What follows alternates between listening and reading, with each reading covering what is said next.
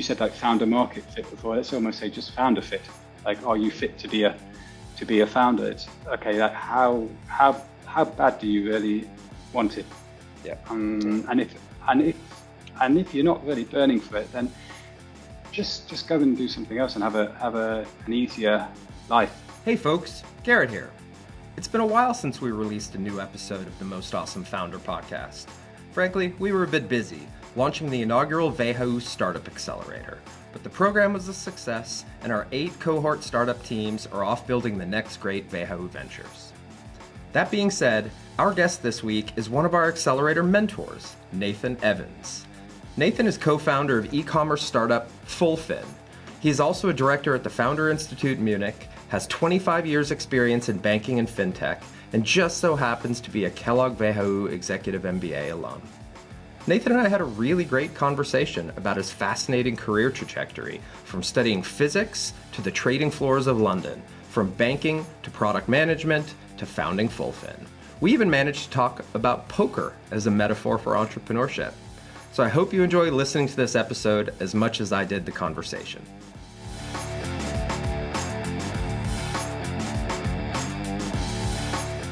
This episode is brought to you by WHU, the Otto Beisheim School of Management. WHU is reshaping the way students learn about business, management, finance, and entrepreneurship through its innovative programs and partnerships in Germany and across the globe. To learn more about this globally ranked university, visit whu.edu today.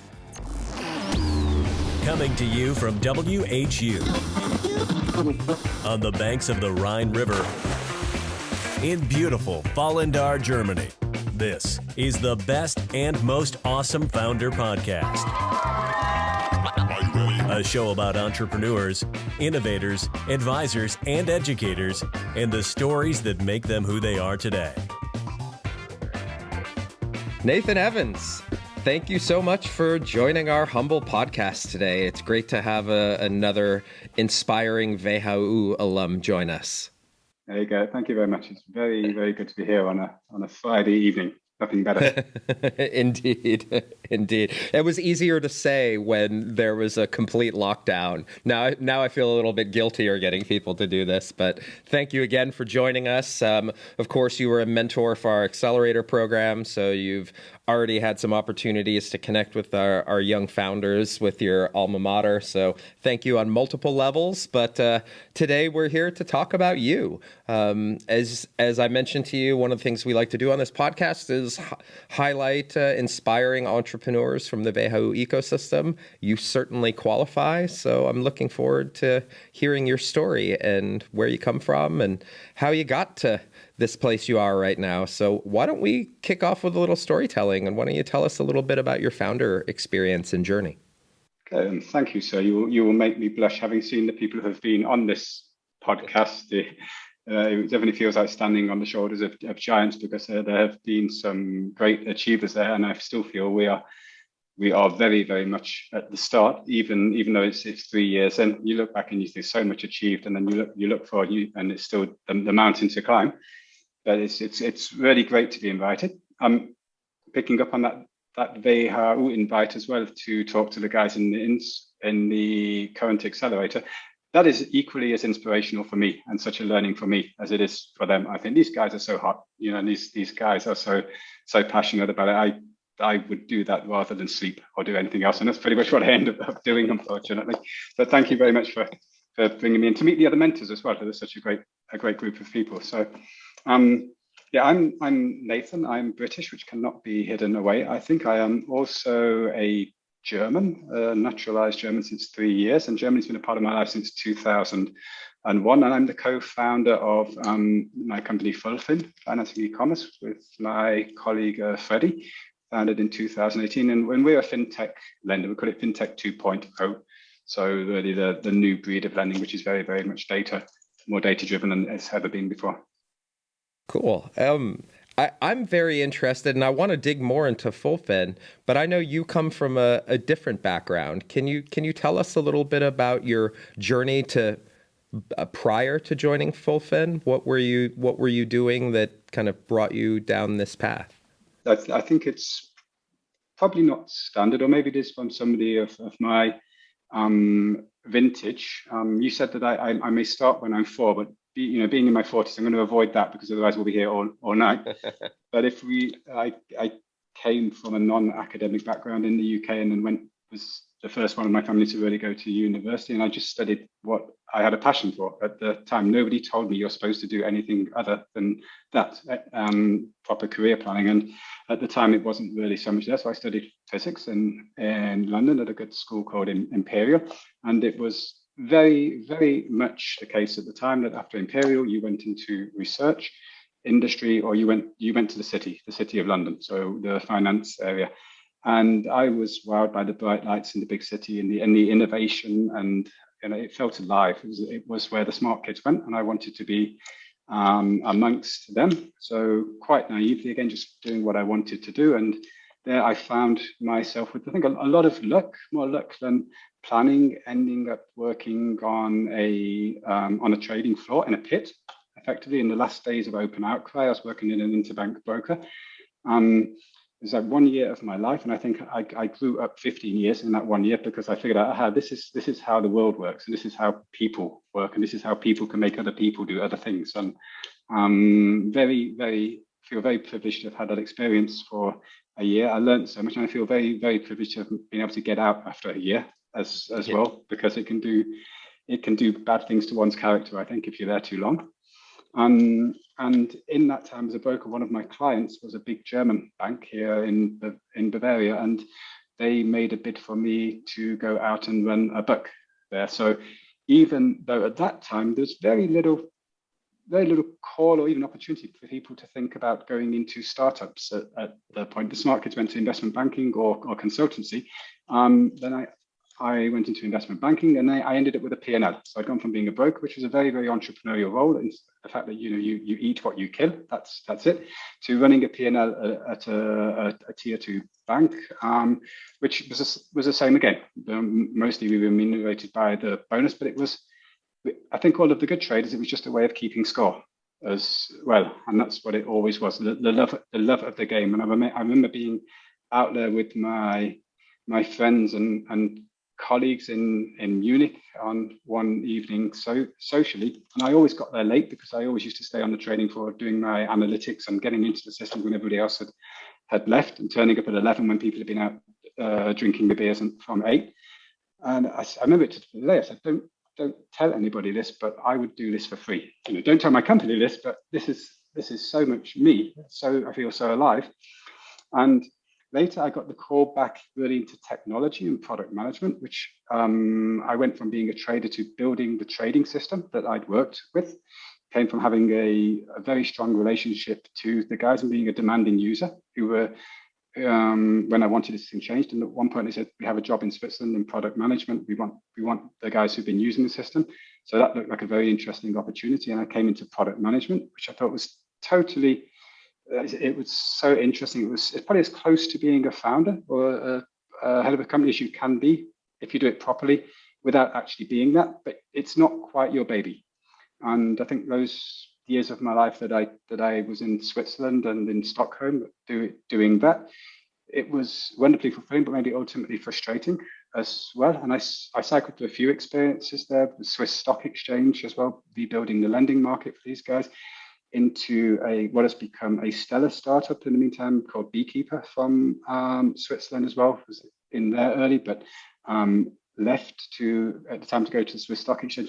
That team has gone on to do wonderful things as well, and really got the taste for it.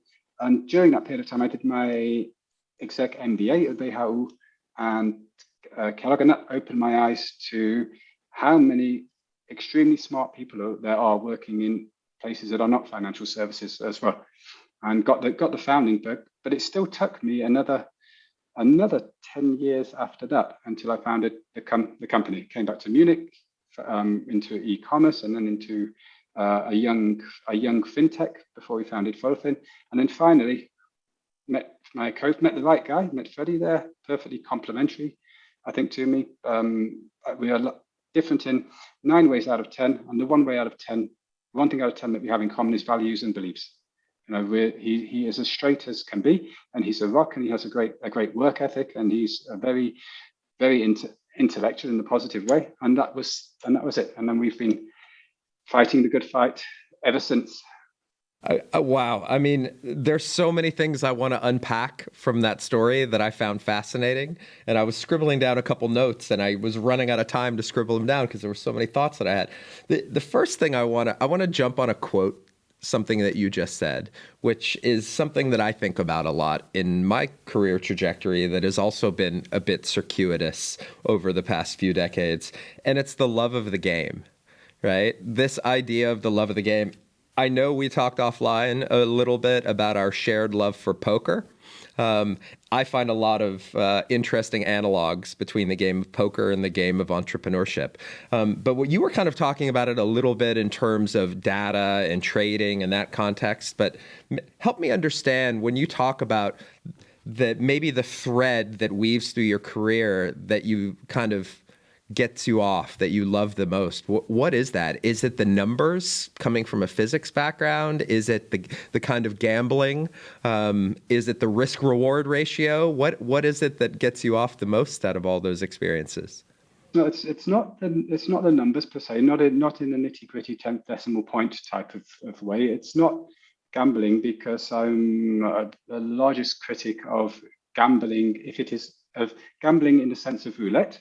And I'm the biggest proponent of gambling in the sense of poker, which is playing a multivariate game amongst different players with incomplete information and putting a situation where you have to make a decision without knowing all of the facts, where you have to think Bayesian to have a chance as well. So what do I know, and what can that help me figure out from what I don't know? And that's what gets me off, like solving problems and making the right decision. We said in poker, and I played a lot in Munich a few years ago. It was basically don't be so results orientated.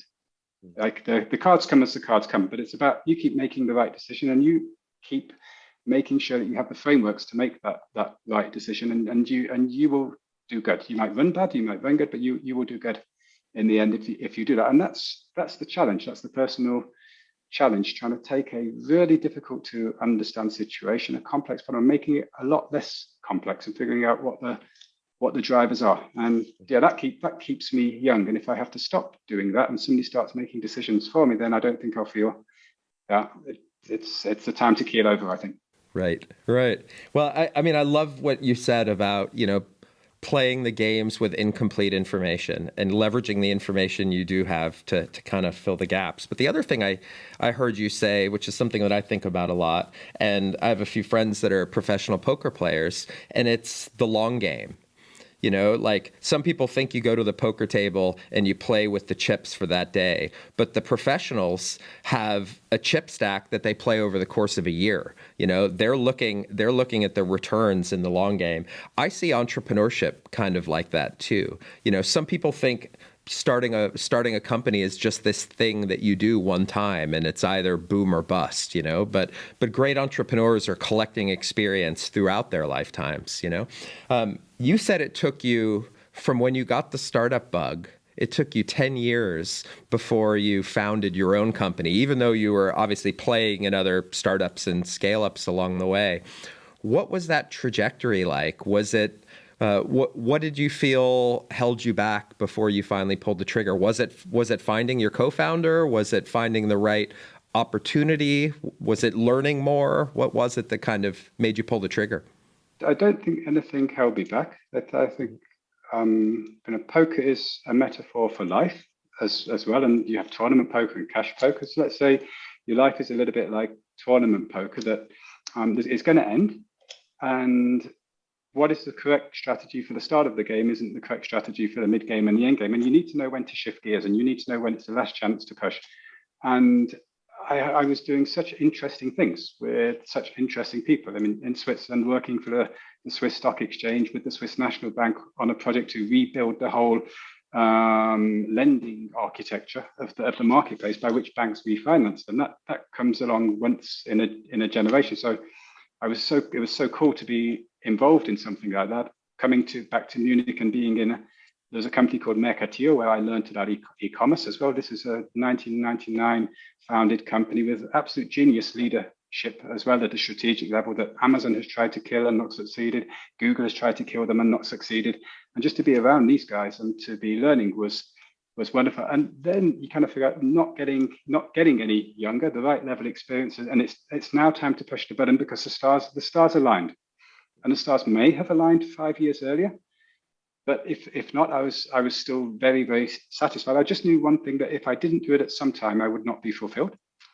I did not want that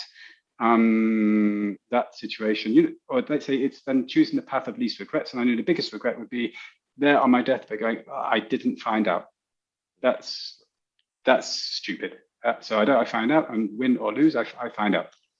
Indeed. I think that's a great way to look at life. We don't regret the things we have done. We regret the things that we haven't done, right? Your trajectory is interesting to me because, I spend a lot of time with young founders and I talk to them about founder market fit. Are you the right person to build this company? Do you have the collection of network, experience, knowledge to position you to be the right person to build this kind of business? Now, fulfin is a business that is lending for e-commerce companies. You started in lending, you went into tech, into product, you went into e-commerce. Was this kind of career trajectory just giving you the learning, setting you up for this opportunity? It sounds like a perfect stair step to get you where you are now. I mean, I previously said, I was naive in my education and my career in the sense that I didn't know you're supposed to go and work for McKinsey or you're supposed to go to a Goldman Sachs trainee program, because nobody particularly told me, and I was too busy doing what I loved, which was physics at the time. But evermore, I figured out the only real good strategy for life is something that's based around fundamental pillars, your values, your passion, and you follow that, and then react. So it's don't have a strategy that goes into the minutiae of what exactly how things are going to figure out, because you know what, especially if you play enough cards or you work in trading, you're going to figure out it doesn't come like that.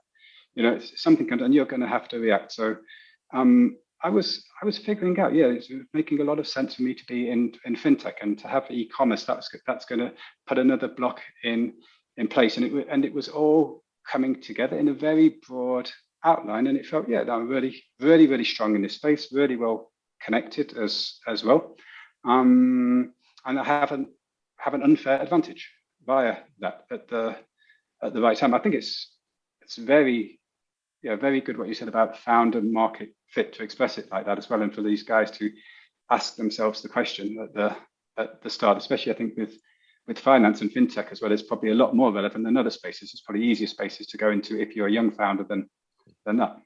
Right. Well, I mean, I think you probably experienced something similar to I did, which is, I didn't come from a tech or a business background. I studied development economics. I worked in that space for a long time, 10 years, consulting for the UN.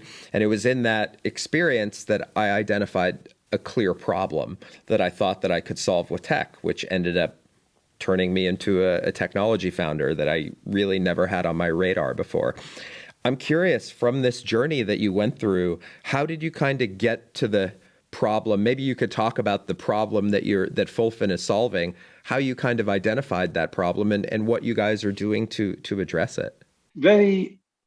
Let's kind of dumb it down as much as we can or simplify it. There are great young companies with great founders who have proven that they have product market fit via traction, who, due to the cost model, the cost structure of the domain in which they're in, cannot possibly scale via retained earnings that need external capital.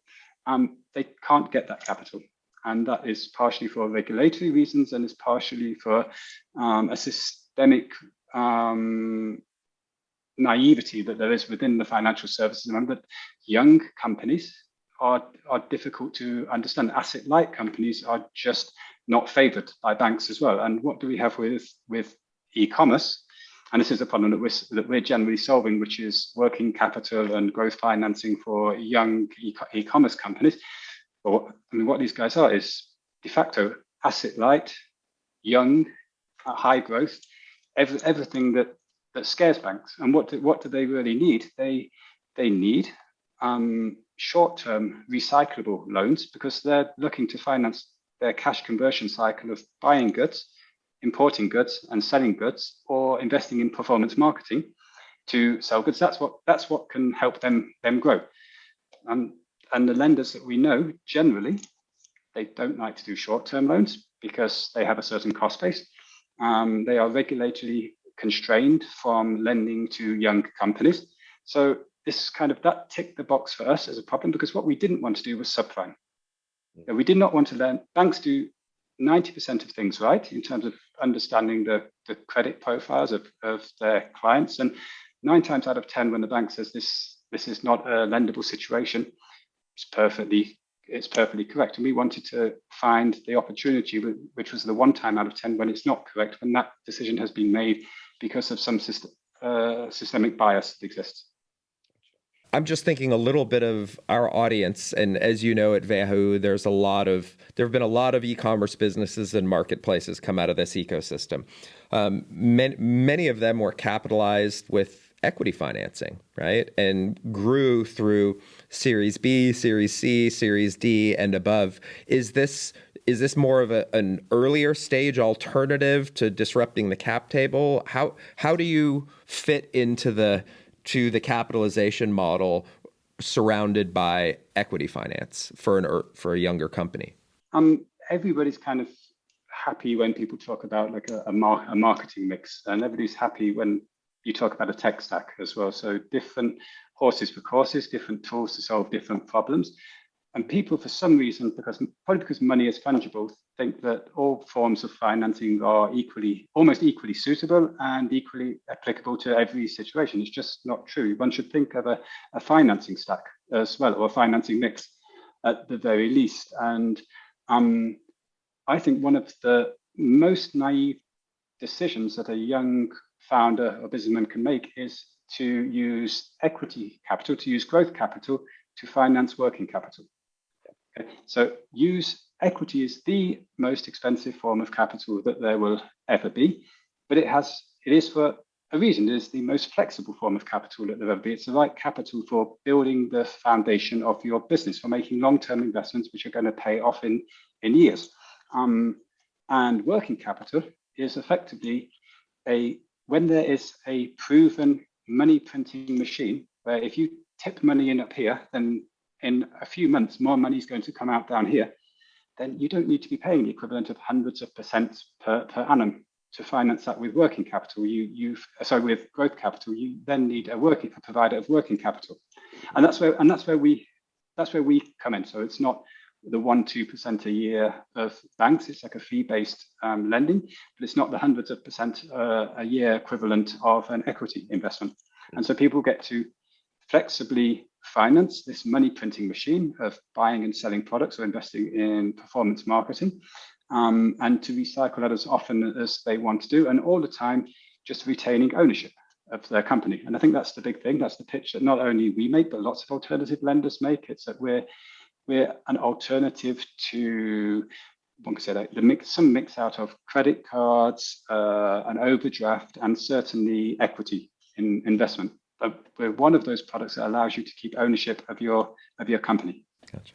And what is the kind of profile of the types of customers that you have? Is this, a $500,000, million ARR type small business? Is it an early stage startup in growth mode? What segment do you guys target? I like the question because it just gets me thinking about the guys as well. And it's easy to visualize. And I say they're the hoodie brigade in many ways. So they're extremely entrepreneurial, but they're the bootstrappers. These guys are they've started with nothing. The smallest loans that we will do for a company will be 1,000 euros. We're not doing that to make money. We're doing that as a type of acquisition trade at the end of the day. Like, we want to get these guys early and get to know them because they scale extremely quickly. And the biggest clients we have are 8-figure ARR guys, but kind of high six figures, 7 figures. That's pretty much usual. 1 to 5 man teams. owner operators all the time, asset light, team light, everything outsourced. That's how it goes. Gotcha. I was actually working with one of our startup teams in the accelerator today, and we saw a statistic that said that the most recent estimate we saw was there's 26 million e-commerce shops worldwide of like any kind of substance. You guys are focused predominantly on Germany, or are you focused European wide? What's your geographic reach? Currently, we're in Germany because the potential of that market is still greater than our own capacity to scale. And it's another thing I think about growing a FinTech business as well, growing a FinTech lender. It's not about growing as quickly as possible. It's about growing optimally. You need time to learn. You need time to train your model. You need time to have solid processes. So the nail it and scale it, I think, applies way more to FinTech lending than almost anything else. And if you do that the other way around, you're dead. And there's history is littered with cases of FinTech lenders that have done it the other way around and ended up falling flat on their face. As a guy that works with a lot of startups, I know you mentor and coach and whatnot. Are you saying that maybe the kind of more traditional lean methods are altered substantially in your market? You said kind of nail it and scale it. You kind of got to get it right the first time, or am I understanding that correctly? Is that what you were kind of inferring, that you got to get it right, or can you really get a early product out there, get feedback and evolve as you go, like maybe the more traditional model of tech startups?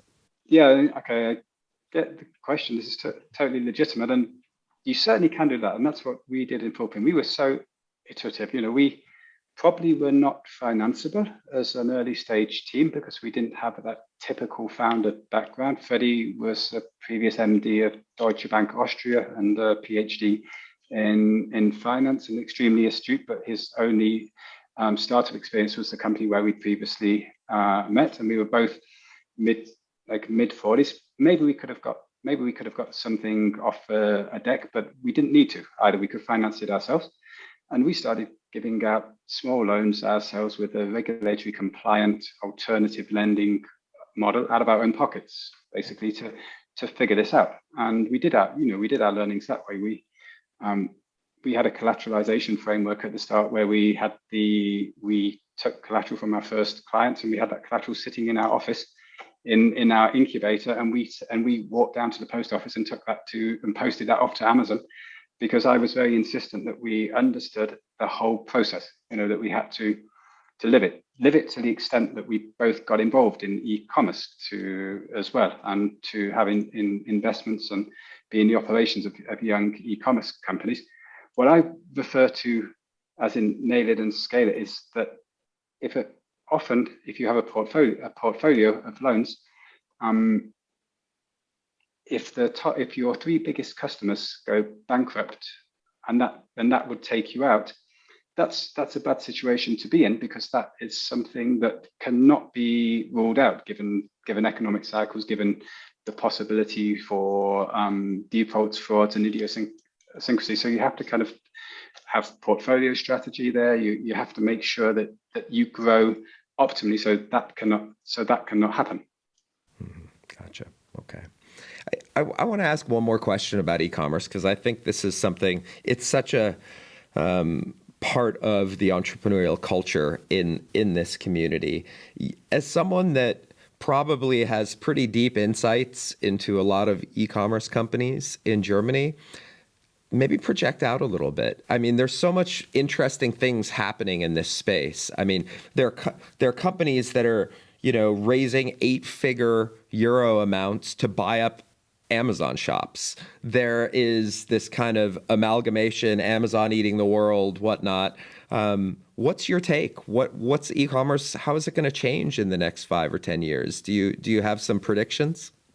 Probably like predictions regarding how commerce as well is going to, how retail is going to change. So where I live in Munich, at the Münchner Freiheit, right on the corner of the Münchner Freiheit, there's a big car store standing in there. that thing's not there in 10 years. It's you have to walk around it twice to anecdotally figure it out and try and think of what sort of square meter price there must be for retail space, and it is a truism. It simply cannot exist. It cannot compete. And we love really being right at the heart of how retail and e-tail has changed over the last few years. Even e-commerce used to be a big man's game before. It used to be so actually quite cost intensive to set these things up, to set up a shop and to then have enough products, because you were actually selling via a shop. And then there became the advent of marketplaces, enabling people to start with one product, enabling people to kind of have an investment of 2,000 and scale it from that. And that, I think, that is going to be ever more the case. It's going to be an ever lower entry value, which is ridiculously low at the moment, but it's going to be ever tougher for those guys to then make it. So I think we're going to see like a lot more people trying, and it's going to be easy to try, and a lot more people failing, because the bar is being raised in the sense of the competencies that you need. You can't bring the 700th. The typical example used under Amazon sellers is garlic presses. There's no market demand for it. So to be able to find a good product, a good niche, and to be competent enough to manage everything that you need to do, which is to design the product, launch the product, scale the product. It's going to take an even better quality of entrepreneur than we currently have. Great for the consumer, because more choice, more products, more individualization about it. I don't think it's a bad thing at all. It's just different to what we have now. Well, it's interesting because, I mean, I completely agree. There is obviously this democratization of e-tailers. Anybody can open up a Shopify account and set up an online shop pretty easily these days and get to market in hours, even, for that matter. But then there's this gravitational pull of the behemoths in the room, right? The Amazons, and in the US it would be the Walmarts and these other big players, that their gravitational pull is getting bigger and bigger. I've definitely talked to some people that think that the democratization movement's going to take over and things are going to kind of segment out again, and the monopolistic big players won't be as powerful anymore. Other people think that everything gets eaten by the monsters. What do you think? It's too big to be eaten by the monsters. Even these roll-up guys that you were talking about before, who are kind of buying up brands. I can't remember exactly what fraction of 1% it was of the total e-commerce landscape, as a total Amazon ecosystem that Thrasio has managed to buy. But it is that, it's a fraction of 8% that they have bought with the billions of dollars that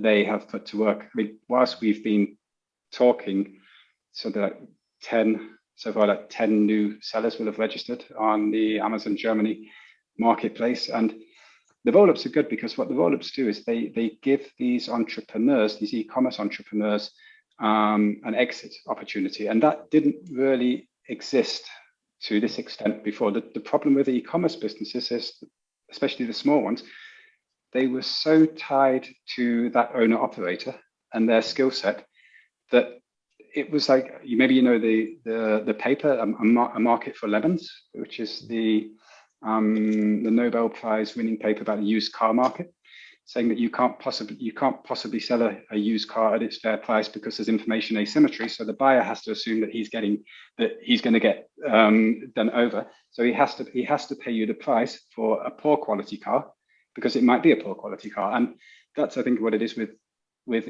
e-commerce. The multiples that people were able to realize for an Amazon business or a small e-commerce business were horrible compared to other business models, just because people said, yeah, it works when you run it, but firstly, I don't know to what extent that's legitimate. And if I take it over, I don't have those skills that you have. And now you have the Rayzor Groups and the Orange brands and the Heroes and Thrasio. And that's a perspective that these guys can have. That's great for us, because to be relevant for these roll-up plays, they need to reach a certain size as well. So they need financing until that point. Right. But yeah, that's what I was kind of getting at. What I was thinking is that must be a great dynamic in the market for fulfin, right? These companies now see exit opportunities. They don't necessarily have the growth capital to scale. That's where you guys fit into that ecosystem a little bit. Yeah, we've had that case already. We've had guys of ours who have financed with us and then exited, and it's not a terrible thing for us at all, because the market is so good, and it's just the challenge for us is to think about products and services that potentially we can now use to monetize that, because we own these guys' financial profile from so early on that we have far better insights than anybody else is going to have between the winners and losers. And now we're thinking, okay, what is there beyond lending perhaps that could be interesting for these guys, so we can help them exit well. Right. For a guy that said he's been kind of a data geek for 20 years, I could imagine you're licking your chops. There must be some fascinating insights you see along the way. Yeah, it's data in a, it's anecdote, it's product. It's like product management, talking to these guys and figuring out the problems, really. Gotcha. So Nathan, I want to switch gears a little bit, because I know that you like me, one of the things that you love to do when you're not building your own ventures is help other founders build theirs.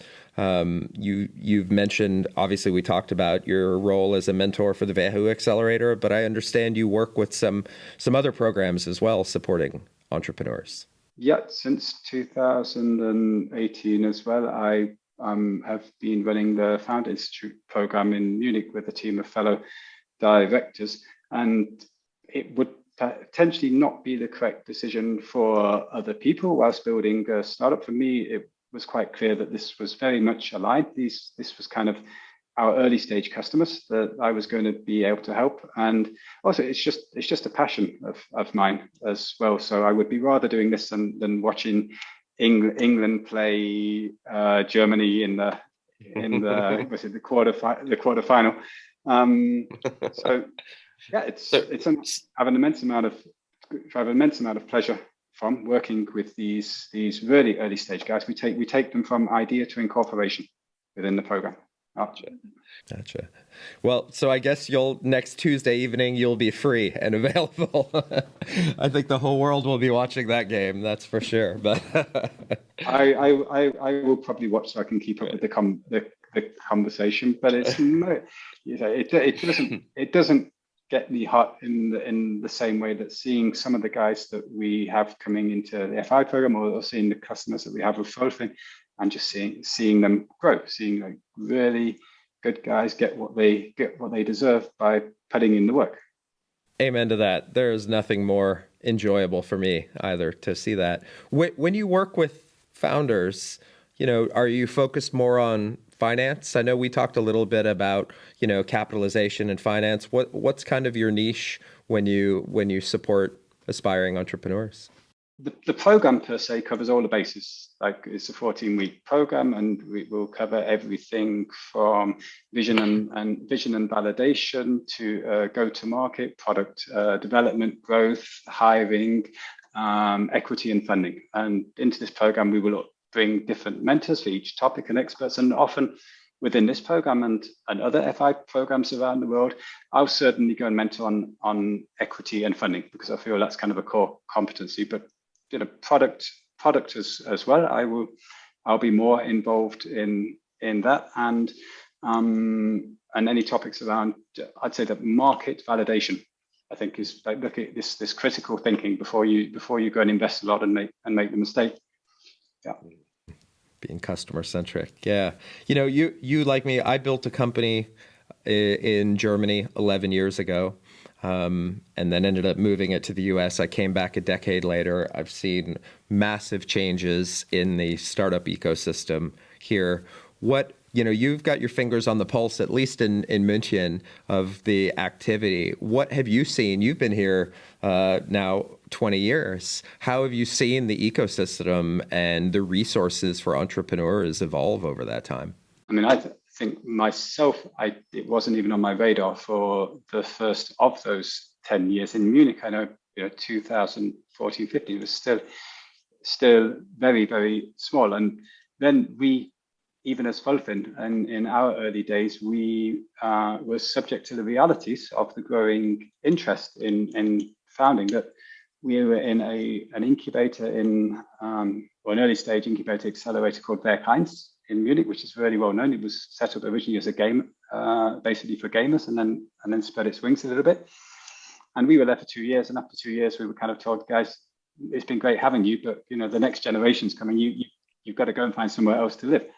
And we know 3-4 years ago, this place was half empty, and you could hang around for that time. So the actual interest that is there, confirmed also by what we see in the FI program. We get ever larger cohorts who are coming in to start with, but because it's easier, the quality drops as well. There are people that believe it's a lot easier than it is, and we have, for example, we have the founder of the Founder Institute, Gerrit, who comes across sometimes, and this is an 80-hour-a-week guy on holiday, and somehow in Germany that's still, if you profess that, if you say this might be the level of dedication that you need to put in to build a company, and if you don't want to do that, it might be better if you don't start. Then you might get hit with a wall of hate about it's important to have work-life balance and this idea. I'm kind of I don't want to be apologetic about it, though. I do believe it needs to be all-encompassing for you to have a chance. It is so difficult, and I think there are a lot of people coming in with a level of naivety, like blauäugig, I think we would say, wouldn't we? Yeah. And we notice that in the FI program. The FI program is rigorous.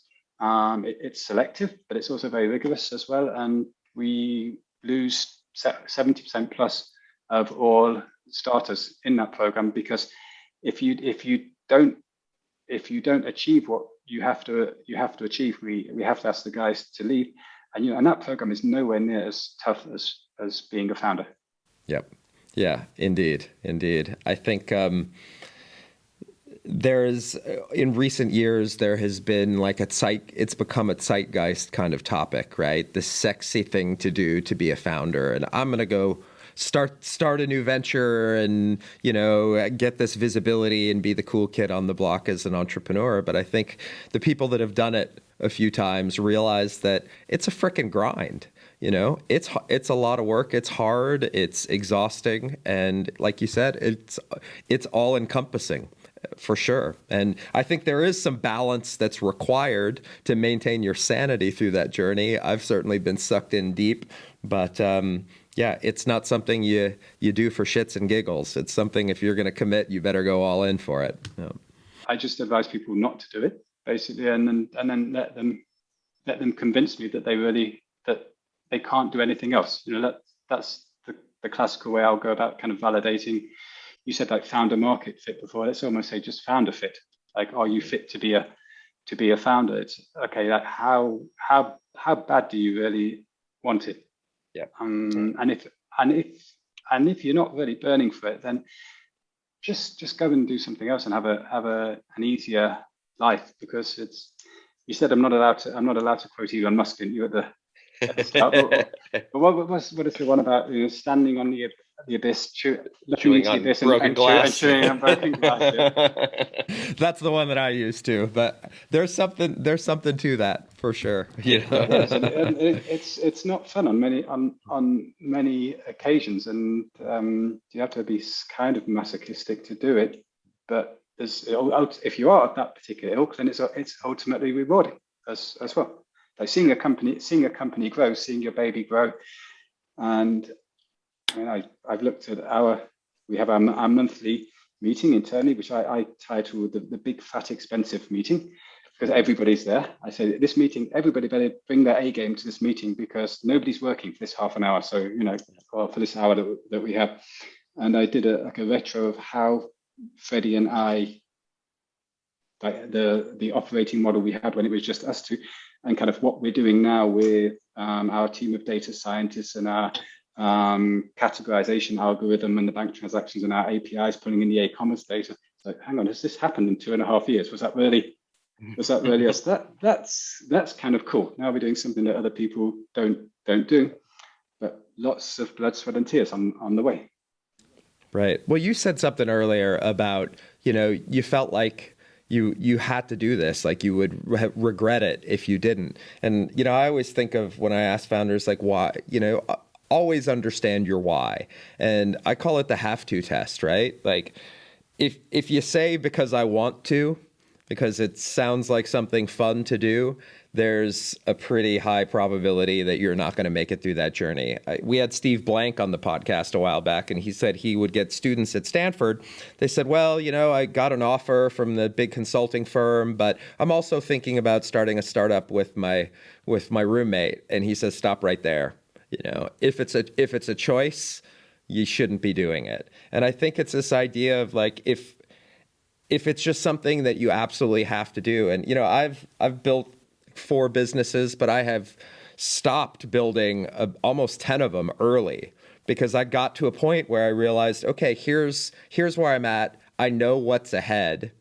Is this something that I am intrinsically motivated, inspired to do? Is it something that I just absolutely have to do? And if the answer is no, I'll let it go, and, it's hard. Sometimes it takes having done it a few times to know, back to the poker analogy, the Kenny Rogers, know when to hold them and know when to fold them, but I think a lot of people get caught in the hamster wheel thinking this is something they want to do, don't have that deep intrinsic motivation to do it, and will eventually run out of fuel.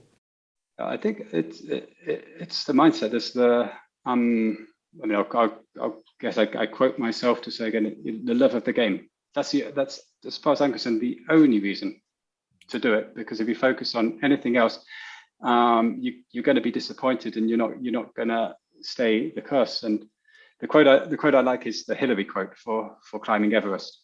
I'm not sure if you know it. Why did you climb Everest? Because it was there. It was there. Yep. What else am I going to do? And that has to be it at the end. What else am I going to do? And if it isn't that, if you don't say that to yourself, then there's far better ways to find fulfillment in life. Indeed. Well, Nathan, I think you just named the episode of this podcast, The Love of the Game with Nathan Evans. So I like to wrap up all the episodes just asking 3 kind of quick questions that I ask all of the entrepreneurs that come on here. So I'll start with one that I'm really looking forward to hearing from you, because you have had a really interesting career path that seemed serendipitously to take you to where you are today. So in your years of experience in the finance world, in the product world as an entrepreneur, what can you point to anything that you learned in that journey that you like to share with younger entrepreneurs, or you wish you had known earlier on in your journey, a little nugget of wisdom that you could provide to our audience? Yeah, I've learned so much, and maybe the love of the game is also the love of learning. That's it. But I wouldn't ever say I wish I had done that differently. Don't ever be in a situation where you are going to say I wish I had done that. Except as the poker player, you're not going to, or it's some things are going to go well, some things are going to go poorly. Try to make the best possible decisions you can, given the information that you have at the time. And the only way to do that is to keep it as simple as possible and follow your passion. That's it. Everything else, you're going to end up running the risk of being exactly wrong rather than approximately right. I love this expression as well. And if you just follow that, what you enjoy and drives you, you can't be wrong. So that's the only thing I would say for people. If it's that clear in your heart, you need to do that. That's what you do, and it won't be a mistake. Right. Well, you got to lose some hands to win the game, right? There's a lot of poker metaphors coming out of this one, but yeah, absolutely. You got to give action to get action, and yeah, that's right. Yeah. Cool.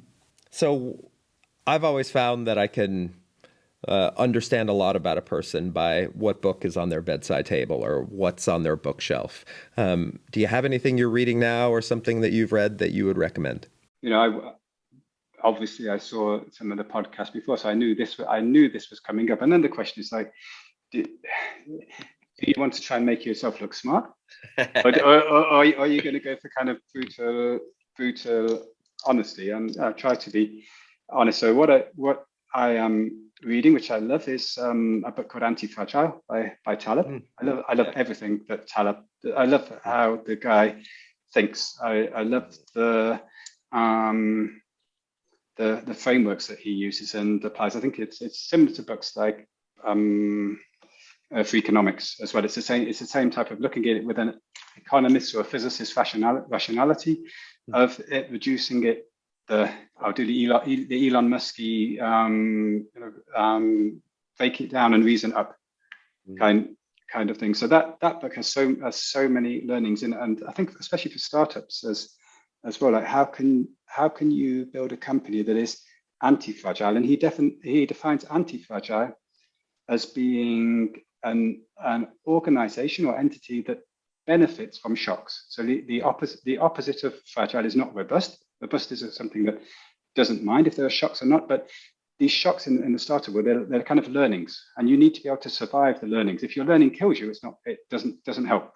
So I think that is great. I'm rereading The Theory of Games and Economic Behavior by Neumann, just because it just has like one chapter in about poker as an idealized game. I just need to keep reminding myself about, even if I don't play much anymore, I need to remind myself about how simple things can be if you do that.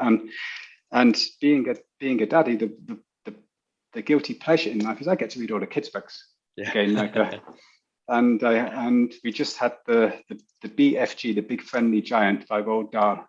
Nice. Yeah, it's just such a beautiful and eloquent use of language for children, and there's so much it's so inspiring, and the fantasy and the vision, and you kind of see there.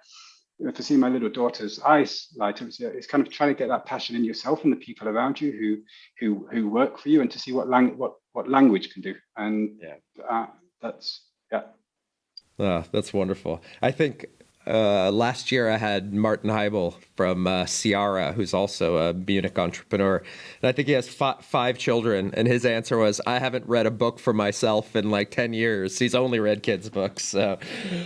And then I asked him a next question, and I got a similar answer, which is a little more 21st century question. But what's cycling on your playlist? Yeah, it's not a very 21st century answer, I think, because I got hooked in by The Cure when I was a young boy. Yeah. And I think there's a lovely quote on. So I love language as well, and the wonderful eloquence of some prose. And I think they have a Shelley quote on one of their albums that says, we look before and after and pine for what is not. Our sincerest laughter with some pain is fraught. Our sweetest songs are those that tell of saddest thought. And it's just beautiful. Yeah, it's just and some so there has to be, even in music, there has to be emotion, and there has to be passion there. So that's the one thing. And then it will be probably mindless techno when I go running. Just something that's got like, you kind of need the other side of that. Something that's just got to push you mindlessly with the beat. Yeah, nice. Well, you had me at Robert Smith's haunting and poetic voice. That's my generation as well. So, oh man, Nathan, what a lovely conversation. We talked about so many things near and dear to my heart. Really appreciated hearing your story, hearing some nuggets of wisdom.